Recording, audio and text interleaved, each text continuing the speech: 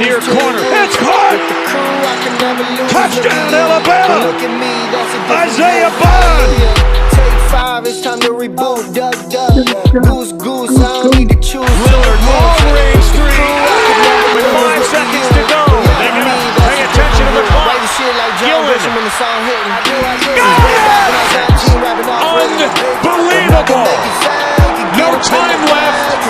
Eagles win. That one's drilled to left field. Isn't high enough. See ya. A walk-off grand slam. And the Yankees win. Judge hit 60. And the Yankees win in walk-off fashion. And with 3 seconds left, Cleveland triggers in. James, 2 seconds, 1 second for the win. LeBron James delivers. That's a winner in Cleveland. Hallelujah. Take 5, it's time to reboot. Duck. Who's winning the sound? Need to choose to the room. And it's blocked. And it's picked up by Will Hill. Will Hill runs down the sideline. Tips it down. Will Hill is going to win the game on a blocked field goal. Got a mismatch. Walker on the knee with 4. Kemba Walker. Step back. Walker. Tony. Kemba does it again. UConn wins at the buzzer. My mom taught me to move your feet while now tap dance kicking ass like this FIFA. I'm not gonna lie, I love the last song, the last lyric of that song where he talks about FIFA, because from 2015 to now, FIFA has been my game, my sports game. Madden can take a second fiddle. NCAA coming out, throwing a little spanner in the works. Hey, why don't you introduce us and quit rambling on about FIFA? Welcome in. He got lost in the intro. We got Ghostface Cliff Tarno over here. Y'all know him What by party? his voice. You don't need to see his face. And you got my man down here, Chris Light Dreams Brown. Tonight, as we always say, we got a great show. And tonight, we actually mean it, because we got some heavy hitters tonight to talk about. We're going to start with something that Chris brought to our attention that we've been trying to kind of run together and get some stuff together for it. So we're going to let Chris take off with this, and we're going to throw in when we can. So one thing I want to talk about, and I think we haven't really scratched the surface on this, but I did some digging, and it's the issue with the Cleveland Browns, Dylan Gabriel's, Shedeur Sanders. Like, I feel is a scheme, because something just doesn't feel right. You have a player that he's literally outplayed him. Like, there's reporters that have been taking statistics about how they did in practice and training camp and stuff like that. Throughout training camp, he's outplayed Dylan Gabriel. In training camp, he went against the ones and he dominated against the ones with the 2s and the 3s, by the way. The 2s and the 3s going against Myles Garrett and Denzel Ward and them boys. And then you're going to sit here and tell me he's not ready when it comes to week 9, 10 in the season? That makes no sense. Dylan Gabriel doesn't look ready, but you're having him in the starting lineup. Statistically, when they did statistics on how they did in training camp, he's outplayed all other 3 quarterbacks when it was going down. So I don't know how he's not ready. And then with Kevin Stefanski doing all this hoopla, looking irritated, can't even say the dude's name. And then all of a sudden, with all this going on, losing the locker room, by the way, they're talking about bringing him back next year. Like, make that make sense. Brian Daboll is gone, and Brian Daboll actually got his guy, and his guy was showing promise. So please tell me how Kevin Stefanski's still there. Yeah, no, I'm not understanding. Take the quarterbacks even out of the situation. I'm not understanding how Kevin Stefanski still has a job. Guys, I can answer that for you. Hang on. You're forgetting this dude is a 2-time coach of the year. It's not like this is just some bum like Brian fucking Daboll, which y'all know for a fact I hate beyond a passion because he's a shitty ass head coach. This is a dude that has been a coach of the year twice. See, that's an interesting take, because that actually would make sense. But when you look at why he was coach of the year, it was several things. So one of them was Joe Flacco. Joe Flacco got him that coach of the year that he had that year. They went 11-5 in the playoff. And because I'm not going to disagree with you. Before, what was the record before that? There was a losing record. I'm not going to disagree with you, sir. I'm not going to disagree with you on that. But you got to remember, it is what it is, right? Lamar Jackson doesn't deserve both of the MVPs that he's gotten, in my opinion. Just like your opinion is, Steven Stefanski doesn't deserve both of the titles of Coach of the Year. The two, at least one of the times that he's got the two. So it is what it is. Fact of the matter is, he's got the title twice. That's the reason why they're keeping him around, right? The management likes him, the ownership likes him. Doesn't mean shit whenever you get down to the brass tacks of it all. But that's the reason why they're keeping him around. I think he's a dumbass for playing Gabriel and not throwing in Shedeur. I think Shedor's the much better quarterback. Everybody is saying that except for him. And the thing about it is that's making this big issue is they're thinking about keeping him around the next year, even though this man's losing the locker room. And what makes this even so, here's what I've come to the conclusion as, and this can be a reach. I don't think this is a Kevin Stefanski thing. I feel like this is a Jimmy Haslam thing. And here's what I think. I think they were trying to get Jackson Dart in the second round.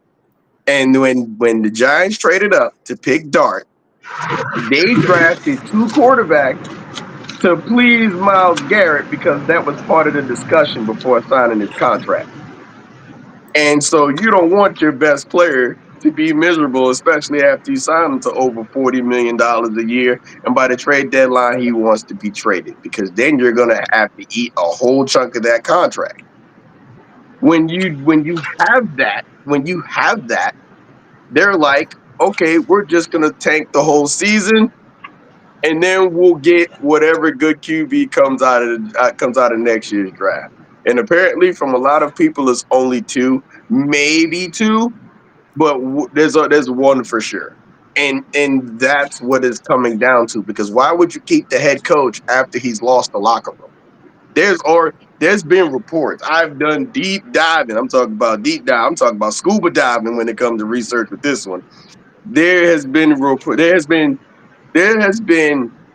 I would say, a source that said he spoke to, like, Cleveland Browns players went and spoke to him and said, we are not liking this when it comes to the whole offense and Dylan Gabriel shenanigans. So some of them, and these are not some guys, quote from this man, these are not special teamers. So what does that tell you? These are guys that are in the starting lineup that know what they're talking about. They feel he can be, as he shows signs that Shedeur shows signs of being a franchise quarterback. So what does that mean? That means that the players see it. It's obvious the coaches see it. So why is he not in the game? Because you want to get the top pick in the draft next year so you can get the quarterback you want. This is the problem with the Cleveland Browns. It is not about what's on the tape. It is not about what they do on the field. It is about how they feel. And that is why they're about to go number 42 and having what? A new starting quarterback in like 35 years. That's exactly why. This is the perfect example of ineptitude, because you're sitting here in your feelings while the tape and the practice field is showing you differently. The best is supposed to be based off of merit. The best player plays. Am I wrong? No. So why is he not playing? Yeah, 41 different starting quarterbacks since the year 2000. That's 25 years. I think the biggest thing is they're so afraid, whether it's Stefanski or it's the GM, the team as a whole, as far as the coaching staff or whatever, they are so afraid to admit that they made a bad choice. We took Dylan Gabriel in the third round. We took Shedeur Sanders in the fifth round, and they're just sitting there twiddling their thumbs saying, okay, if we start Shedeur, we're basically admitting that we screwed up. We should have taken him in the third round. And I think that is playing a lot into it. I think that somewhere deep down, they're too proud, and they do not want to admit that they waited way too long for this guy, and they can't give him a chance now, because if they do when he stars, they're going to look like idiots. And I think that what ultimately is what it's coming down to. I was reading some of these headlines. Stefanski has come out and said Gabriel can play better. He should be able to play better than what he's been playing. Not than Shedeur. I'm saying play has not lived up to what he thought that he could do. He can be playing at a better level than what he is playing at now. When your coach is saying that, I do not understand how you're not putting in the second option.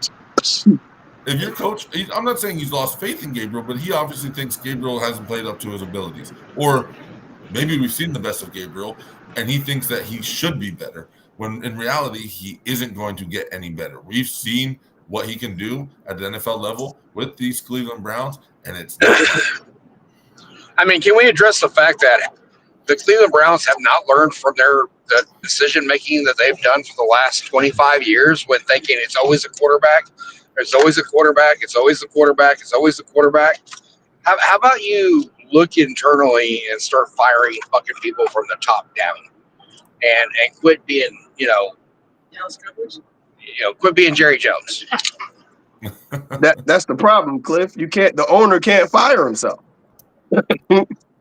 The common denominator in all this is Haslam. That's the common denominator in these past 25 years. They went through multiple. I could probably name all the coaches in these past 25 years and still don't have enough fingers for how many coaches they went through in these past 25 years. And the only common denominator with all these failed first-round picks, except for Baker Mayfield, that's where they failed because they traded him away after he almost got them to the AFC Championship. They have had this thing where they want to make either big splashes or I feel this kid's going to be better or whatever, but they never really go based off of what's in front of them. What's the film say? And I don't even know why Shedeur even fell to the fifth, to be honest, because you can't have a guy like here's my thing. If I'm not gonna lie to you. Huh? What's up? I'm not gonna lie to you. I think the reason why he fell to the fifth was more along the lines of because of his dad and that mentality than his actual play style.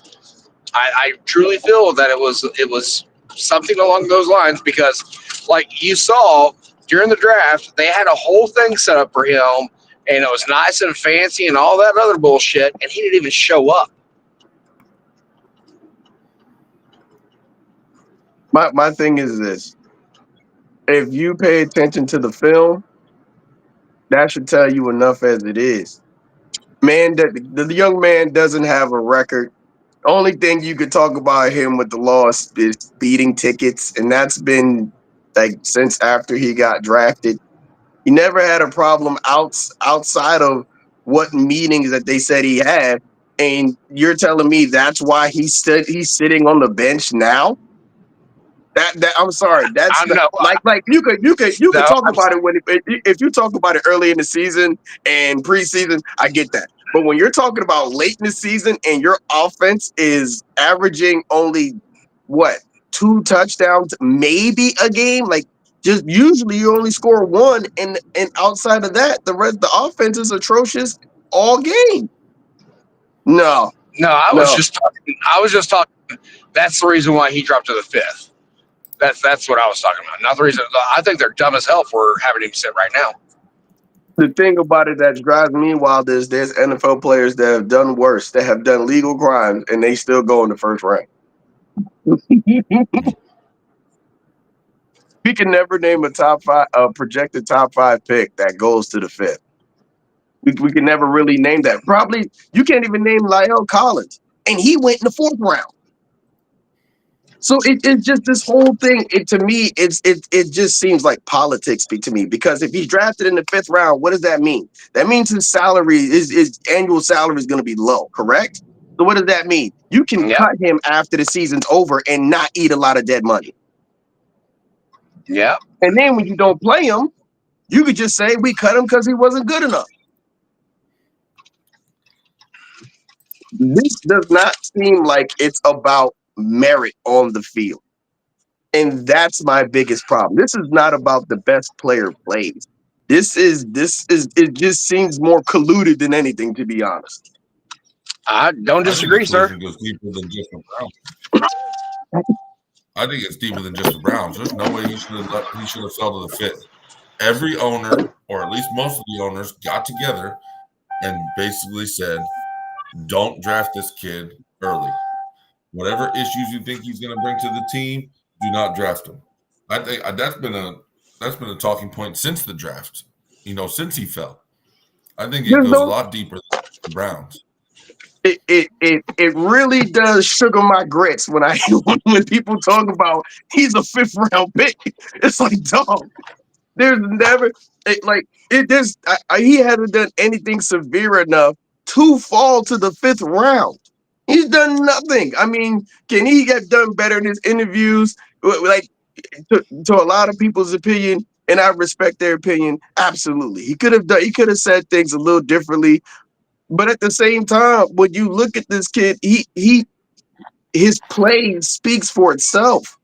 If you could give a person that has committed a violent crime a chance and a higher draft pick, interviews should not be an excuse why you pass on this kid in the 5th round, especially when you're the Saints, you're the Steelers, you're the Seahawks, all these teams that needed quarterbacks come draft time.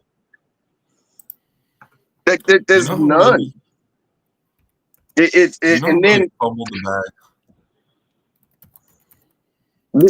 There's reports still that there's no negative reports about him in practice to this day.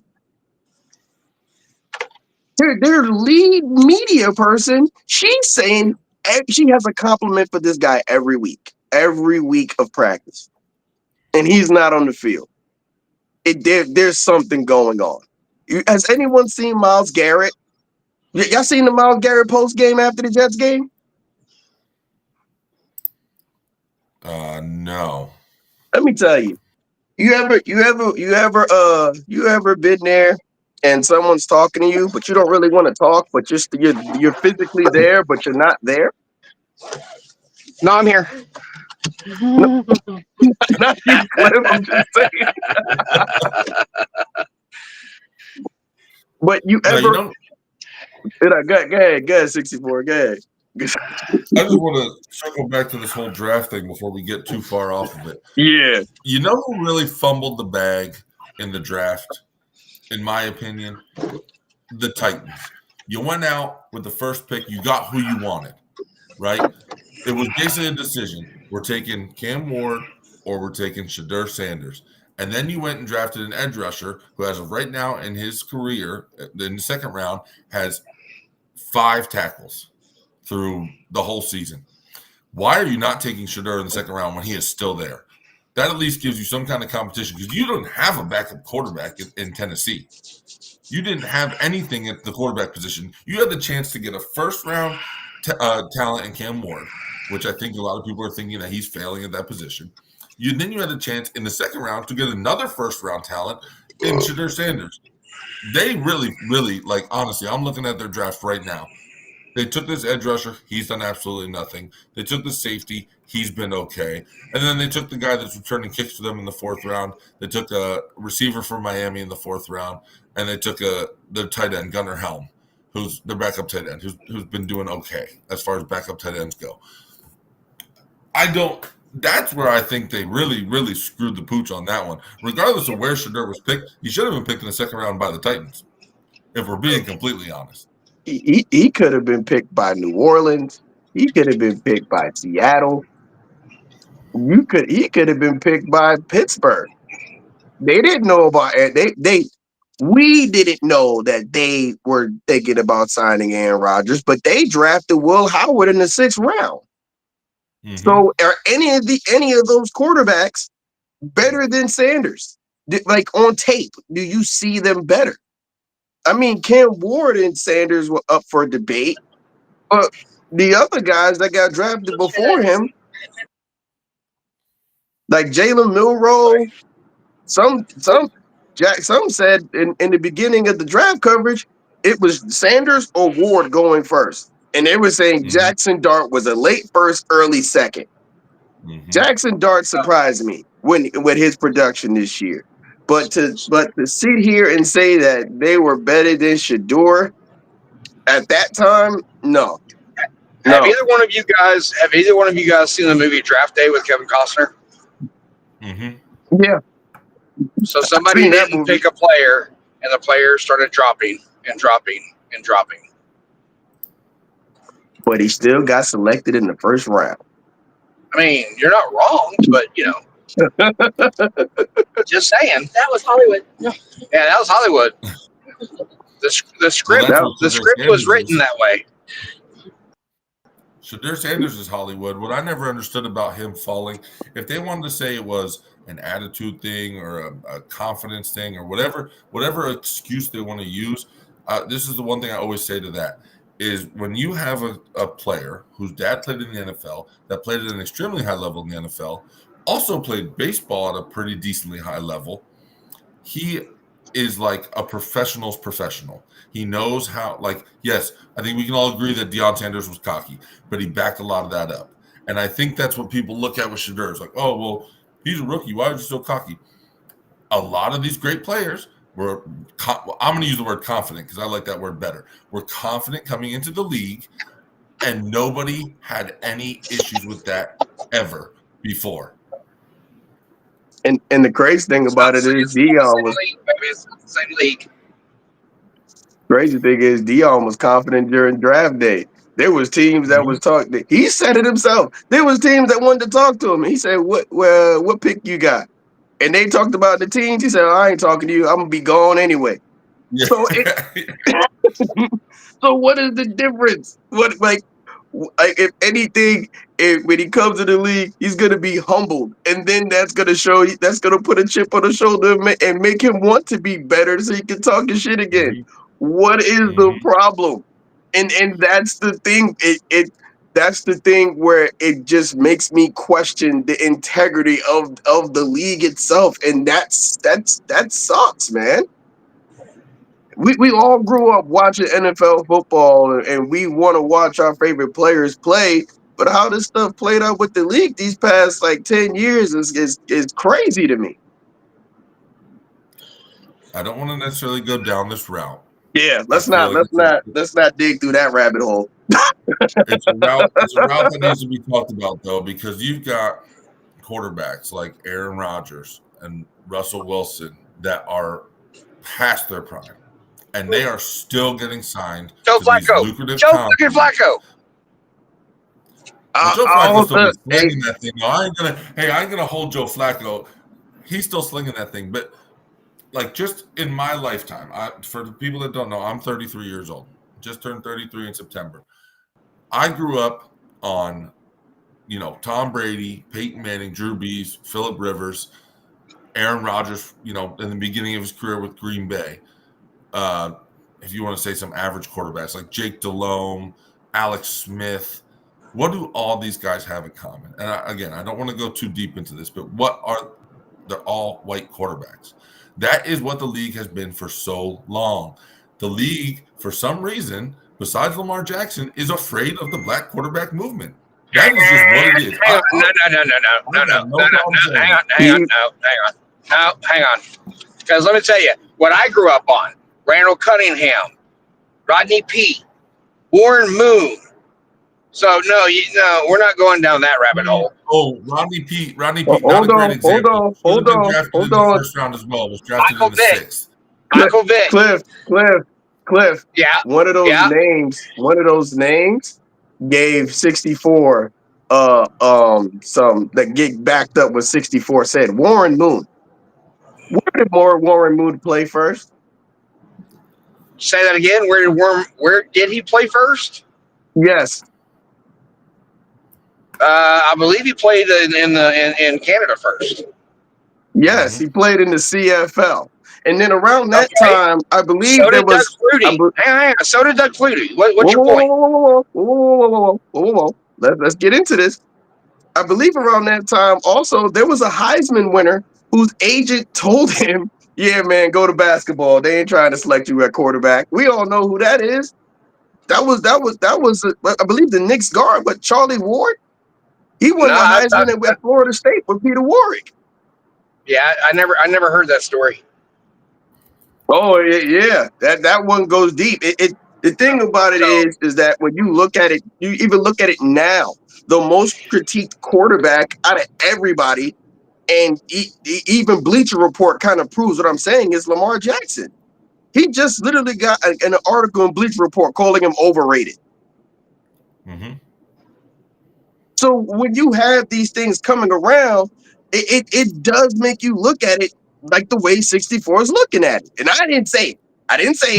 He said it. But I agree. You know what I'm saying? I think it's a fair point to be made. It's a fair point. It might not be the absolute reason at the end of the day, but it's a fair point to be made, especially for somebody my age. So, like, Cliff is going to have a different experience with it because he grew up with a different era of football. But even then, I grew up with Donovan McNabb. I specifically didn't say him because I was trying to prove a point. But we did have, your Donovan McNabbs, your Dante Culpepper. But they were never once regarded as top quarterbacks. And realistically, a lot of them. Then let's go through some top quarterbacks right now, right? Patrick Mahomes. Biracial angel, yes. Doesn't matter. All right. The Derek Jeter of football. I mean, Hurts is considered a top 10 quarterback. He shouldn't be. Why shouldn't he be? He's won more playoff games. He's the only person to have a winning record for the playoffs, other than Patrick Mahomes. He's had 2 Super Bowls. Well, he's played in 2 Super Bowls and won one. Yeah, he could be a top 10. I have no problem with that. Right, Dak Prescott. Yeah, but that's the point I'm trying to make. Is the movement is happening. But there are still whether it's teams, organizations as a whole, or whole conferences or whole divisions that won't, like, they just aren't willing to accept it. Like, there's 2 teams that finally love Hurts. Let's look at the AFC North where the Browns play. Besides Lamar Jackson, you had plenty of other quarterbacks that could have got signed to the Steelers, and they went out and got 40-year-old Aaron Rodgers, who, in our opinion, I think we all have the same opinion, did not do well last year, had the injury the year before, and even before that wasn't necessarily that great anymore. Right. He hasn't done great in the last 4 or 5 years. Hey, here's the thing, Cliff. Exactly. Wait. Here's the thing, Cliff. It goes in full circle. Guess who took Shador off the board? The Pittsburgh Steelers. And the Pittsburgh Steelers took him completely off the board. Oh, off their board. Yes, off their draft board completely. Okay. Look, here's my problem. Okay, I can't stand shit going into a racial slur thing because it's not true when you have multiple quarterbacks that are black in the league, when you have head coaches like Mike Tomlin, who's been a fucking coach in the quarterback for 17, 18 years, when you have, everybody knows Brian Davis got screwed in fucking Miami. But it's just one of those things. Like, I hate going the race route. I think it's the dumbest fucking argument in the fucking world, especially when it comes to professional athletes. But we're sitting here watching a professional athlete who's better than the person starting, and he's not playing. That dude's a minority as well, though. The quarterback they have is a minority. Okay. I didn't say that. I didn't say. Wait. The words I selected were just for that part right there. I'm not saying Dylan Gabriel is white. What I'm saying is that we're having. Right, so can you say that the team is being racist against the quarterback? I'm not saying it's racist. That's what 64 brought up. Okay, right? But so let's no. Y'all open the door. It makes y'all open the door to say it's no. It doesn't make an argument. I would grant you the argument if they didn't pick him in the first place, right? I would grant you the argument if they only had white quarterbacks on the team, but they had Deshaun Watson, who had the only fucking contract ever to be fully guaranteed at $280 fucking million. Mm-hmm. So tell me again how it's a racial thing that Shedeur Sanders is not playing for the fucking Browns. So how much money so let me go with this. How much money does racism pay nowadays? It doesn't really pay money. It actually takes away from your bottom line. So this is what I'm trying to say with this. When you have owner of the Clippers, when you have an owner of the Panthers, he had to sell the team because the owners pushed for that. Why? Because even though his franchise quarterback was black, he got caught saying something racist. So just because your star is black, like let's take it even further. The Clippers owner. What did he had to sell his team for? And guess who his star okay. players We're was talking when about the they were Browns. Lob We're City? talking about the Browns. We're talking about the Browns. But wait. It's just to No, prove no, a no. bigger point. It's just to prove a bigger point. Look, there's dumb motherfuckers What out I'm there. saying But is, what I'm saying is, I'm not saying I'm not saying I'm 100% sure that it's that, but you have teams that whose franchise players are black, and the owner or someone within the organization has said something that was a racial slur. That's something that that could have been used towards their own franchise player. and yet they still have the top player on their team as what? So again, this is the dumbest fucking shit. Somebody said something racist doesn't mean they are racist. It means they're stupid. Means they're fucking stupid. Yes. Means they're ignorant. Sometimes they're racist. Doesn't make them racist just because they said something racist. Sometimes they're. To sit there and say that it's racism as to why Shedeur Sanders isn't playing over another fucking minority is that's where we were going. That's the rabbit hole y'all wanted to go down. It's not as surface level as you think, sir. And that's the thing we're trying to say is the argument. Now, if we're saying it's 100% that, no, we're not. Right. So let's be factual. It is a plausible argument that a kid. It is a plausible argument. It is a plausible argument. There's no proof that a kid. No, that a kid can come in confident and not kiss the ring and say, "Yo, I'm confident in me." Let's be factual and not casual. Be factual and not casual. We're not going factual. No, you're not being factual. What facts do you have? What facts do you have that says it's racial movement or it's a racial disparity? Or Cliff, there's no fact. You're going off the rails here because you're not listening. It is just give me one fact. Give me one fact that makes it racial. Cliff, you're going off the rails. You're not listening to what I'm saying. I am saying there is an argument because of how this situation is being treated based off of how this kid came out when it comes to the interview. There has been reports about when they want some of these players, we want players from broken homes. We want players that don't have their dads involved because they'll be hungrier. Is that what the Browns said? Is that factual what Brown said? I said, let's be factual. Let's be factual about this situation that we're talking about. But we're talking about when it's mentioned, you let me finish. I let you finish. Let me finish. I let you finish. I let you finish. Let me finish. I let you finish. Let me finish. Right?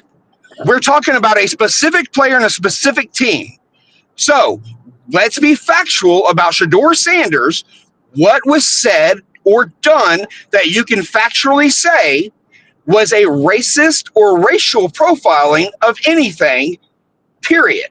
You can't. So there's no argument to say that it might be. There is, and that's the thing you're not trying to actually pay attention to. Because I'm factual, not casual. Hold up. I've said it several times.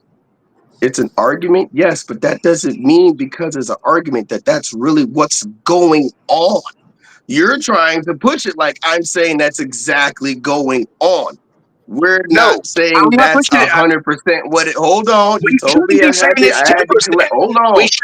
You told me I had to chill out. Let you finish. Let me finish there, sir. What I am trying to display is just because it ain't the Cleveland Browns, ain't exactly the Cleveland Browns, doesn't mean it's not a possibility either. I'm talking about the fact that this is something that has been a argument throughout sports. So when you sit there and you say it because it's a dumb argument, you're not really trying to hear the argument because you're already dismissing it. You don't have to believe anything I'm saying. That's fine. But at least give the take some respect because of the simple fact that we see how these things are operating. and what some other league GMs are saying. You think they don't talk amongst themselves? You think these owners don't talk amongst themselves? Like, this isn't just because it's not one, just because you don't see it as one pinpoint organization for one pinpoint thing, doesn't mean it's not something that is still has some little case of occurrence in the NFL. And it doesn't have to be an owner calling someone, a player, the N-word because he dropped the ball. It don't have to be as blatant. Sometimes it can be subtle in how they move with certain things. That's all I'm saying. I ain't saying it's 100% that, but I am saying it is a plausible argument because of how movements are made with certain players compared to others. Simple. And if you want to throw another spanner in the works to go along with the Cleveland Browns situation, Deshaun Watson is just about ready to return. They're about to open up probably week 11 or week 12 from what I'm seeing, his 21-day practice window, whatever they call it. We'll see what happens with that. But let's get off the Browns. Let's get off Shedeur Sanders. That was a good, constructive conversation, I feel. It was interesting. Let's get You got a little heated.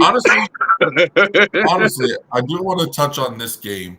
And I know we've been kind of getting away from going through each game, but I do want to touch on this game because this is two teams on Monday night that a lot of people are saying these are two of the top teams in the NFC with the Packers and the Eagles.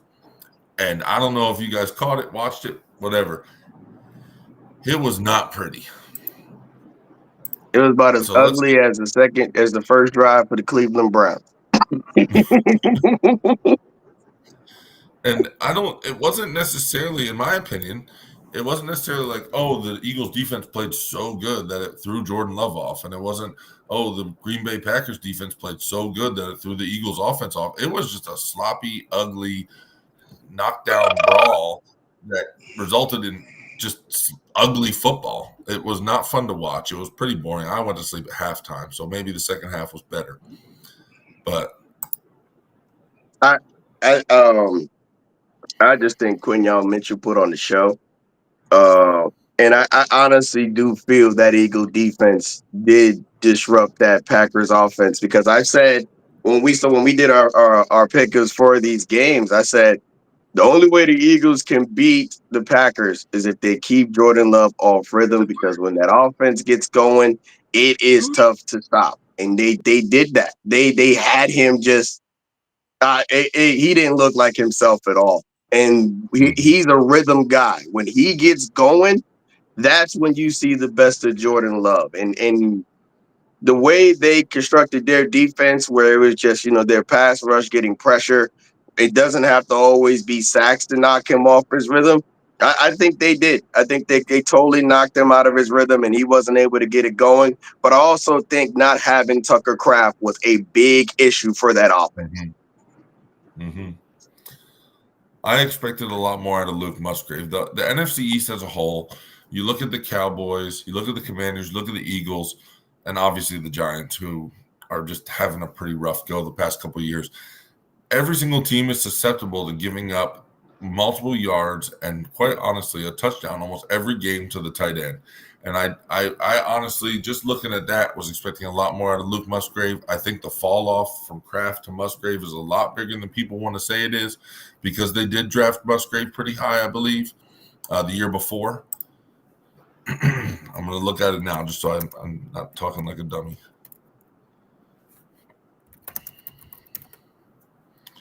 Yeah, second round. You took him in the second round. I don't know when they took Kraft, but I think a lot of people looked at Musgrave and they said, oh, he's a great backup, because if we lose Kraft or he goes down with injury or we have them both on the field at the same time, not going to be a big fall off. And I think that that's just what it is. He's your biggest offensive threat as of right now with Tucker Kraft, and you don't have a guy that can fill that role as easily as Kraft can. Hey, Cliff, what do you think about that Packers game? Because I know you don't like Micah Parsons that much. It's not that I don't like Micah Parsons that much. I just wouldn't have paid Micah Parsons what he got paid. I think Micah Parsons is a generational talent, and he's been hurt the last couple of years, and he's still hurt this year, and he needs to take some time off to get healed up with his back and everything. But it just goes to show to prove that everybody's like, "Oh, you lost Micah. You lost the best player in the NFL." No, we didn't. we didn't lose the best player in the NFL. We lost a great linebacker, which I've said 1,000 times. He's a much better linebacker than he is a defensive end. And if the fucking Green Bay Packers were smart, they'd play him that way. That's where I'm at with it. But I'm happy to see both of these teams do fucking horrible, especially against one another, because it just gives me hope for the future. A bad game for you is a good game for me. That's what Cliff just said. Hell yeah. Mm-hmm. Look, nobody got hurt, right? So it's, when we play the Eagles later on this year, nobody can go, well, we lost this player because in the Green Bay game they got hurt. No, you played like shit. Own up to it.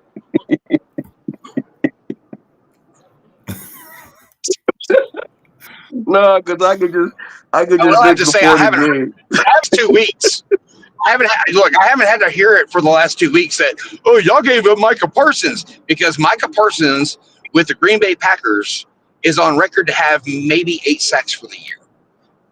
Maybe 8 sacks for the year. I think he had for the game 2 tackles, no pressures, no quarterback hits, no sacks, no nothing. Yeah, I thought he had like a 3-sack. Didn't he have a 3-sack game? But I think that was against some would call weak comp. But did he have a 3? I don't think he did. Yeah, he did against the Cardinals. Okay. Yeah. Oh, okay. I remember they gave him that sack against Dak when Dak was forward progress. The ball's across the damn scrimmage line. His knees landed past the scrimmage line, but they gave Micah Parsons the sack. Wait. I'm still laughing because I'm just thinking of Cliff before the game goes down. It's like, Cliff, who you want to win, Packers or Eagles? And he's like, no one. I want both of them to look sorry. Hell yeah, I wanted both of them to have a tie. That would have given the Packers 2 ties for the fucking year, Eagles a tie for the year, and it would have, again, did nothing but help the Cowboys. I can see this is Cliff's progression through the game. Game starts, he hates both teams, just like, and then at 0-0 at halftime, he's sitting there like, oh, I love this. This is awesome. He's happier and happier as the game goes on. He's like, man, this is so awesome. And then the Eagles win, and he's back to grumpy Cliff a little bit. Still kind of happy because they look like ass, which they've not looked great this year, and I don't know why. Philly fans have said they've looked great when they haven't. We've all said this. Their offensive play this year has been horrible. Like, they are truly missing Kellen Moore more and more every week as it passes, right? And then the defense, dear Lord, what happened to the defense from fucking last year? They lost their corner, Darius Slay, and they lost C.J. Gardner-Johnson. In his mimicking, that defense is starting to slow. Well, remember, they also lost a couple, one lineman and another linebacker before the year ever started. They lost 5 starters on defense before the season ever started, and everybody's like, oh, it doesn't matter. It doesn't matter. We got the best defense in the world. Thing about it is, from that first Super Bowl appearance, I believe they lost the safety. They lost the safety and they lost an edge rusher. And that defense didn't look the same the next year. The thing about it is their defense, the back half of the defense and the front line, they all have to be on the same accord. And when you start missing pieces, because when it looks different. Like when C.J. Gardner-Johnson returned to the Eagles, what did they do? They went back to the Super Bowl and won it. And so now he's gone again. You lost your corner in Darius Slay, and you haven't replaced him for real because you traded for Jair Alexander, whatever he is, I hope he can, he can come back from his situation feeling good. Cause I think it was something with mental health issues, but he's not on the field. You traded for another corner before the trade deadline, and you still haven't really fixed the problem for real. So when you look at what's going on with the Eagles right now, the offense, they have a different offensive coordinator. Kellen Moore ran more power. Then right now they're trying to play a space game with a bunch of maulers, and then. Yeah. And that's not their thing. When they run power, Saquon Barkley is meeting the safety, and a lot of times he's not touched. The Rams game in both games, he's not touched till he hits the secondary.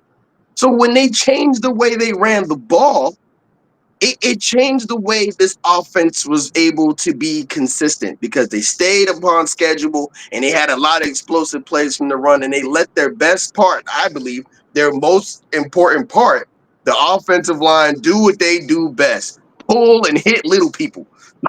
Yeah. You change the way they're playing, you take away from their strengths. And that's what I think is going on with the Eagles. I think it's missing pieces on defense, and it's the system they're running on offense. I don't think it suits that roster perfectly. I agree with you. I agree with you wholeheartedly on that. It's not pretty to watch this year. And I don't know. I kind of feel the same way about Baltimore. So drastically on their offense that Derrick Henry's not even getting. I think he might be averaging right at 4.3 yards a carry, but the problem is he's not getting carries. And then he did have that 3-game fumbling thing where he fumbled the ball 3 games in a row. And I don't know. I said this last week, and it's just weird to me how the top 15 teams from last year, you can't even find them in the top fucking 10 or 15 this year. That's a great point. With Baltimore, I believe Derrick Henry's trying to be more of an elusive runner when he's supposed to be a disrespectful runner. When I'm talking about disrespectful, I'm talking about Bernie Mac, head of state disrespectful. You run up, hand to your face like that. And what he's doing now is because you have a lot of guys hitting them legs, he's starting to try to, do jump cuts and bring it back startups. And I think it's the offensive line is not really they're not opening holes as they used to when it came to the run game. And in the first, I believe, 5-6 games, their fullback, which played a pivotal role in their run block scheme, Patrick Ricard, he was out. So they were running more from a single back. And when they're used to just, tight ends, fullback, we're going to run the ball, try to stop us. And I think that offensive line is not really working on one accord either, especially from the guard position. The guard position is creeping me out. You have a 380-pound guard, and you can't run the ball behind him. That is a problem with me. Right. I mean, like you stated earlier, when teams lose players, it changes the dynamic. And I'm telling you right now, that's what happened to the Cowboys, and it wasn't Micah Parsons that we lost that changed the dynamic. I think it was overshown. No, I think it was overshown last year when we lost him, and our defense started failing horribly last year when we lost him. You're going to see a different defense this Monday night when the Cowboys play the Raiders. I think your defense is going to be better because you also traded for a linebacker to go along with Overshown. That's good covering space. Well, not only that, we got a defensive guard, a guard as well, a left guard. Oh, Quinn Williams. To go beside Clowney. Hey, is he left guard or right guard? No, he's a defensive tackle. I think it's a 3 technique. So, I fully believe this defense is going to look even with fucking Eberflus, which you were right, 100%. But hopefully, hopefully covering the Bears. this motherfucker something. I mean, with the so we get, not only do we get Overshown back on Monday, sorry, we also get back 2 other defensive players that really helped us out last season that had season-ending injuries last year. We're getting Butler back.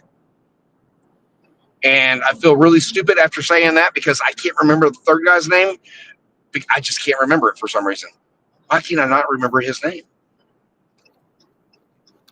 It's another linebacker that came up after Overshown got hurt and was doing phenomenal, and then he got hurt. What the hell was his name?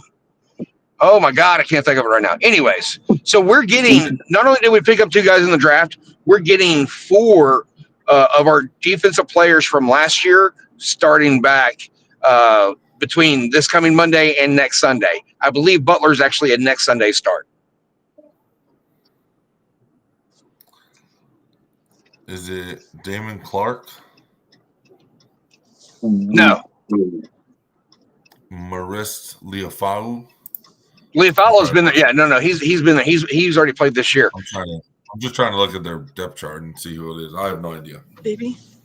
But I will say, all the crap that the Cowboys, Jerry Jones especially, has gotten about his terrible moves and money management and all this and that, what they have done, even with the Micah trade, because I think Cliff kind of reacted to that perfectly. If you ever talk to Cliff about that trade right when it happened, he said, we don't know what the trade means right now because we don't know how they're going to perform this season. And I think Kenny Clark has filled a hole for them in that defense that they really needed. And they, you lose that generational talent on the edge, but you didn't really lose that much production as far as getting to the quarterback. They still get a pretty decent pressure rate. They might not get sacks as high, at a high rate that they did with Micah Parsons on the field, but the pressure rate is still the same. You did not lose that much with losing Micah Parsons. Then you bring in Quinnen Williams to really plug that middle up, who can also get to the quarterback, who's been known to do it, not at a high clip, but at a high enough clip to at least make it like something that you can kind of rely on, maybe 1 every 3 games, 1 every 4 games. He's probably going to get you about, 7 games left. He might get you 2 or 3 sacks between now and the end of the season. But he's going to be disruptive in the middle of that defensive line.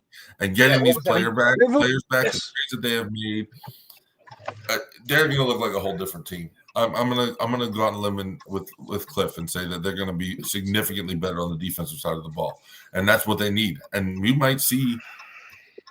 Now, no Eagles fans crucify me in the comments, but we might see the Cowboys make The Jalen Hurts stand be easy. He's just making a guess. Yeah, I'm just making an educated guess. If that defense plays up to the ability of their players and how the players that are coming back and the players that they've brought in, and they play to their ability as they should as a unit, that team can make a run because the offense has been there all season. The offense has never been. Oh, let's just say all season, man. The last 2 games, the offense hasn't really shown up, especially this last game. The offense did not show up at all. But every team goes through a road game, right? Not every fucking team is perfect. Every team goes through an offensive struggle. Nobody's going to have a perfect season every single game, and the offense is great every single game. Yeah. When you have a couple bad games, people want to go out and say, "Oh, this team's offense, they're all of a sudden they're bad." When you had 10 games before that, or 8 games before that, and you have 2 mediocre to below average games, that means nothing to me. That's not that. What do they call it? Moving the needle. That is not moving the needle for me. Now, if you do it 3 games in a row and consistently for the rest of the season, then I've got some concerns. But I'm not seeing that happen. Absolutely, especially when they're riding the ship against the Raiders. The Raiders, in the beginning of the season, I feel like a lot of us said they're not the Panthers, the Saints, the oh God, what was it? The Saints, the Browns, the Jets. We're like, oh, these teams are going to be so bad. And the Raiders weren't really something that we talked about. The Raiders are bad. Yeah, I don't get it. I don't understand this. Like, I don't know why the Raiders are so bad. I think the Raiders were going to be 4th in that division. I didn't think they were going to be as bad. No, I didn't have. Yeah, no, I definitely had them 4th in their division, but I didn't have them this. I had them at 8 wins. You know what's throwing me off with the Raiders is I expected Geno Smith to come in and still pass for almost 5,000 yards, and He is not doing that, and he is also throwing more interceptions than touchdowns. Right. I was the same way. I thought Geno Smith was going to come in and be the game manager that he's always been his entire career and do okay. Hey, I really thought that. What the hell's going on? I got it right, because here's the thing. Here's why I got it right. Because even though you got Pete Carroll with Geno Smith, but everybody was saying, especially the Raiders, like, oh, we got a Pete Carroll, Geno Smith reunion. Problem is, you didn't have a DK Metcalf, you didn't have a Tyler Lockett. So in your run game, we don't even know what that's going to produce for the most part. We had a whole thing about the run game the other week. So when you don't have that and it's unsure, you're thinking of a quarterback who had two good to great receivers, and he was still throwing interceptions. So when you minus the two good to great receivers, all you got is the picks. So that's my thing with Geno Smith is, yes, the man he has his moments where he gets on a hot streak. It could be something to watch. It's entertaining football. No lie about that. But the thing about it is, Geno has to get hot. And in order for that, he has to have dependable targets. There were several things that I saw with the Raiders that was wrong. Their draft pick from TCU, there was questions about that. They have Brock Bowers as the tight end, but all you have to do is just, move more, like just basically focus your coverages on him. And then it's like, well, what's happening with the rest of the guys? There was uncertainty on the skills positions on the offense. Running back, wide receiver. The only thing that wasn't in the question was the tight end. Mm-hmm. And you have a quarterback who has games where last week, No, I was going to say we talked about it last week. Where name someone on their defense. Max Crosby. Yep. Name someone on their defense other than that. I mean, that's the guy you other than Max Crosby. No. What I'm saying though is we talked about their defense last week. We talked about their defense last week. How they're not even showing up the way they used to. I think I'm losing signal because everybody focuses on Max Crosby. After that, it's a problem. He'll do his thing. He'll flash his greatness, stopping the run, getting after the passer. But when they focus on him, and certain plays where they got him under wraps, he can't really do his thing, or he's eating it taking on two blockers at once. The run game, like we've seen against them with Jacksonville, the run game can be a problem. They have Jamal Adams, who was a safety. He's at linebacker now. So these are the type of things with the Raiders. They still don't have the pieces on offense, and they don't have the pieces on defense to complement some of their best guys. They're still missing parts. And the quarterback, as we see now, is the same issue that it was last year. Just less interception. The Al Davis Raiders was crazy. They went into the draft and they said, "Okay, we got the 10th pick. Who's the fastest motherfucker on that Darius Hayward Bay from Maryland." We don't care if he has 2 broken ankles, a torn ACL, every other injury under the book. Is he the fastest man on the field? We want him. That was my favorite Raiders generation. That what was that? Mid 2000s to early 2010s Raiders. Woo, man. Speaking of receivers, or speaking of highly touted receivers, two-way players, we could say, Travis Hunter, now out for the season, getting season-ending surgery. If you haven't seen, it pains me because I said last week, okay, I got to take one foot, I got to take it off the Jags train. Then they made that trade for Jacoby Myers, and I think we all really kind of liked that trade for them. I think, was it Chris that made the point that he used to be a quarterback. He knows what Trevor Lawrence needs. I think it was a great trade offensively for them. And then they lose Travis Hunter. They're right back to where they were. Is they didn't have a lot of value at the wide receiver position. They got somebody that gave them 3 to 4 guys that could easily go out there and be good receivers. And now they lose probably their second or third best, depends how you look at it, receiver. So I might have to commit. I'm taking my hobo bag, what do they call this, on the stick, I'm taking that. I'm jumping off the train. I'm just putting it out there for everybody that was listening last week. I'm no longer 1 foot off the train. I'm 2 feet. I'm jumping on a different train. Tuck and roll. I can't do it anymore. I had such high hopes. I think Liam Cohen, maybe one more year with that offense. I think depending on how this season ends is what they are going to do with Trevor Lawrence, because I don't know what it is with him. He is not playing at a great level. He is not the quarterback that they thought they He's drafted. a bust. He's not the quarterback that He's a bust. He's a bust. I can tell you what they're going to do with Trevor Lawrence. I can tell you what they're going to do with Trevor Lawrence. hopefully they trade him. Have him the starting quarterback next year. Because then they just give him a new deal like a year or two ago. That's too much dead money, man. They have no chance but to eat the contract. I'm pretty sure when he signed that contract, he was the highest paid quarterback for that minimal time. Because I think, was it Burrow that signed the contract right after him, or somebody else signed a contract right after him, like maybe a week later? Actually, for a week, actually, it's worse. I believe it was Herbert, then Burrow, then him. So he had the highest paid contract out of all three. I mean, let's circle back to this next week. Don't let me forget. Let's talk on Tuesday about the whole Joe Burrow situation, because that is a whole nother thing. I feel like we could spend what we did with Shedeur Sanders at the beginning of this episode. We can talk about Joe Burrow, because at this point, the guy has all the talent in the world, but he cannot stay on the field. But we will circle back to that next week. He is a definition of on again, off again greatness, because when he's on the field, he's great. And then he's off the field the next season. Jesus Christ. Oh, Jesus Crow, bro. He's hurt just for the. Yeah. Exactly. Mm-hmm. 2-time Walter Payton. Wait, no, is it 2-time comeback player of the year?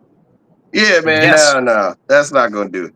It's not gonna do it. It's not gonna do it. Instead of doing picks, because we're hitting a time limit here. Is there a game that you see this week that you think could be an upset? There is a clear advantage for one team, but you think that the underperforming team could beat them. Jacksonville versus Houston. No, I don't know. I don't. An upset. No, Jacksonville. They played already. This week.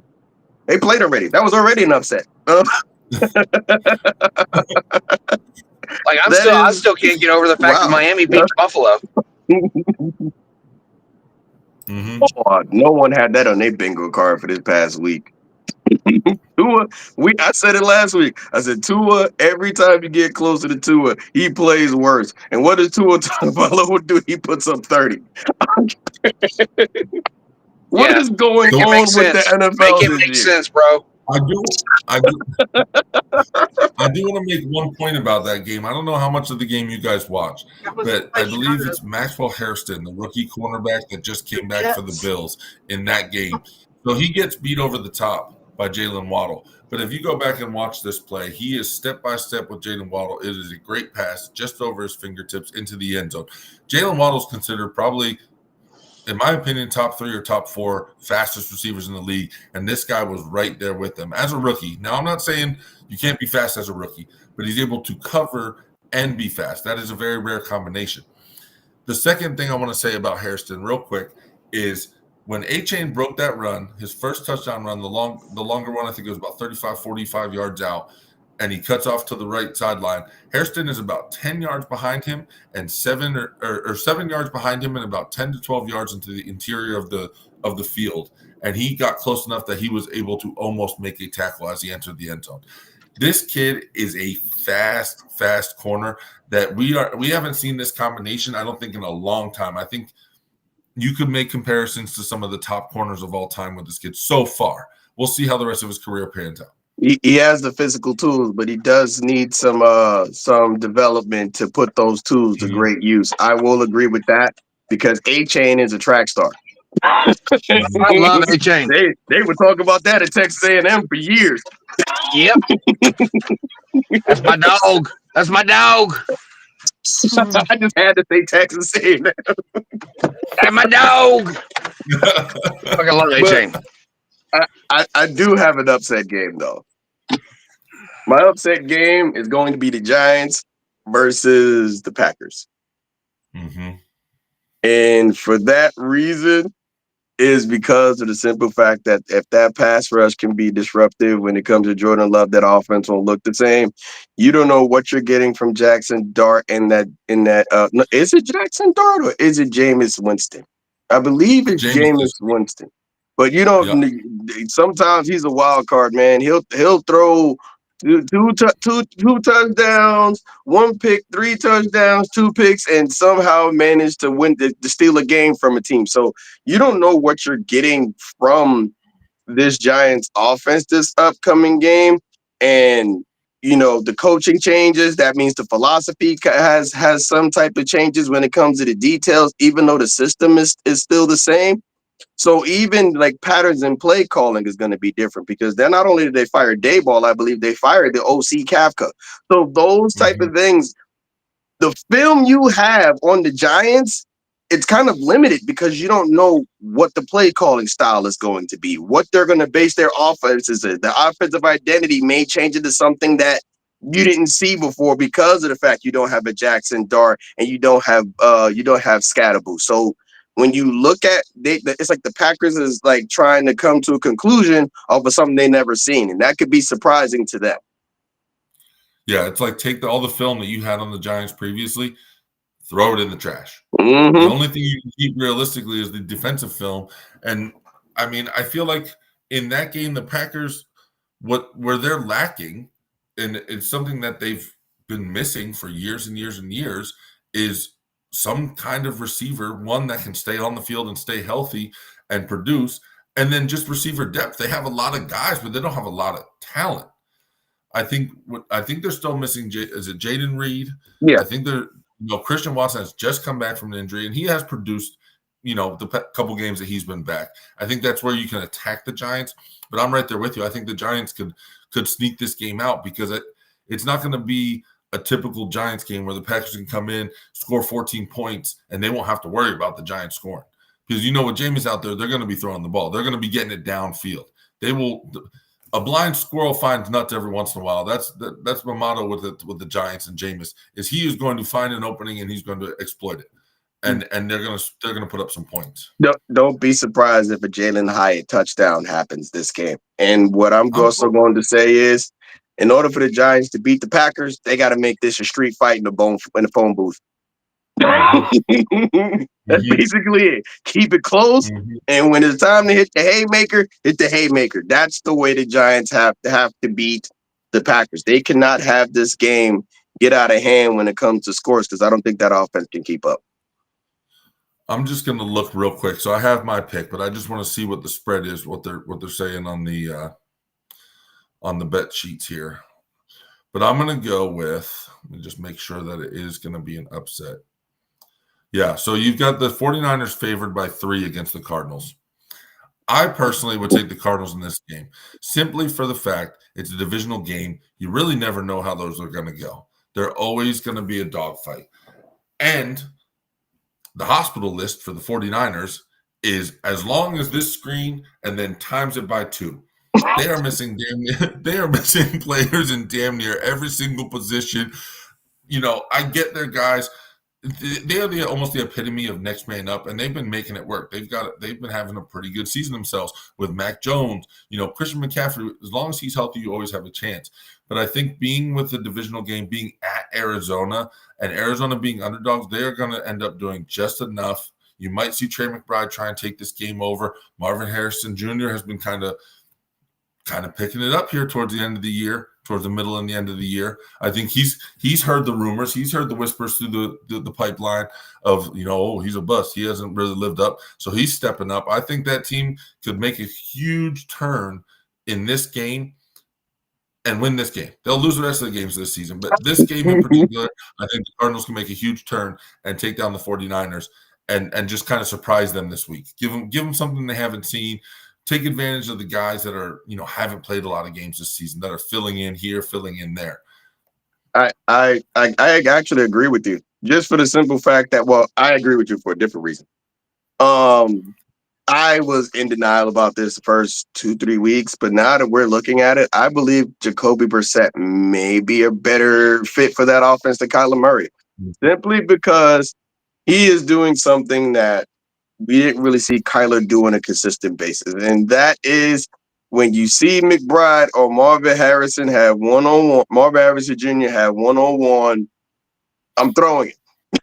Like this, it's like Joe Flacco just in Cincinnati level of play. Like, hey, okay, well, tight ends on number one-on-one, I'm going there. Marvin Harrison Jr. one-on-one, I'm going there. And the back shoulder has been the specialty for a lot of those passes. And it's just when you look at this offense, it seems to be more not like smoother. Like it's not a lot of like crazy level of 3 and outs like you would see from a Kyler Murray. It was a level of inconsistency. So with Jacoby Brissett, it's just he's taking what the defense gives him, but then when the best skills players are open, I'm throwing the ball. And I will say they have somewhat of a run game to keep them on schedule, but I think Jacoby Brissett is I would say the biggest surprise of this offense, to be honest, because everybody had a certain level of expectation for Kyler Murray, and instead of him, it's been Jacoby Brissett. Yeah, I think with the Kyler Murray situation, what they got going on there was obviously the speculation, okay, he doesn't study the playbook. He doesn't train hard enough. He plays too much Call of Duty, all this and that. I think, just similar to what you just said, is that the offense is really not cued to the Kyler Murray type of offense. In my opinion, when you have a guy like Kyler Murray, who, as far as a running quarterback goes, is one of the top running quarterbacks in the league, he can make people miss. He can get downfield pretty fast. You kind of want to surround him with these like quick misdirection, almost like gadget type players, like your Debos or trying to think off the top of the head, but players like Debo, where you can kind of run them through the backfield and fake the handoff, and it's going to make the defense look this way, and Kyler Murray goes this way. But they have built a team now with actual receiving threats, and he cannot make those passes. This is similar to what you were just saying, is he is failing that offense because it's now not geared to what he can do best. It's geared to what the offense can do best, which is get your tight end downfield. He's one of the best receiving threats in the league. Get Marvin Harrison downfield or in one-on-one situations and have faith in your arm enough to throw the ball and give him a chance. I feel like that's what he was lacking last year. They weren't really throwing it to him downfield because I don't know if it was a lack of confidence on Kyler Murray's side, didn't want to throw an interception, whatever it was, he was afraid of the negative that could have happened. He probably couldn't see him. Or he I'm not even spitting. I'm not even like trying to joke around. There's been rumor that even he said like I can't really see past some offensive line. So what a lot of quarterbacks his height do is they either throw into a spot or they have sight line between you know what I'm saying? Is either throwing to a certain spot where that player is going to be. That means there's a certain level of chemistry, or it's, you drop back further so it's like, you drop back further so you can see the field a lot easier. So yeah, I think with Kyler Murray, they tried to run the offense similar to what you would see from an offense that would just have the running threat with the shifty players, and you could use a lot of misdirection and stuff like that, but it didn't really work out that as well. And so when you're getting a guy like Jacoby Brissett, who's 6'4", 240, 250 pounds, and he can sling the rock, it's an easier fit. They don't like the offense doesn't really have to change. It was easier to morph their identity to Jacoby Brissett's skill set. Yeah. Speaking of not being able to see down the field, remember, what was it called? ESPN NFL 2K5? Yes. With T.O. on the cover, and you could play first-person football. Mm-hmm. Oh, man, they should bring that back. I'm waiting. I am waiting. That game mode was top tier, especially in 2005. That was a top-tier game mode. I could relive my cornerback days. But I think that's going to wrap it up for us here tonight. Thank you, everyone, for checking in on us. We're all doing great. Don't worry about us. We're all doing great. We all talk. Don't worry. But not 1, 2, 3, 4. It's fifth take. You got Chris. You got 64 or Daxon Jart, whatever you want to call me. And we will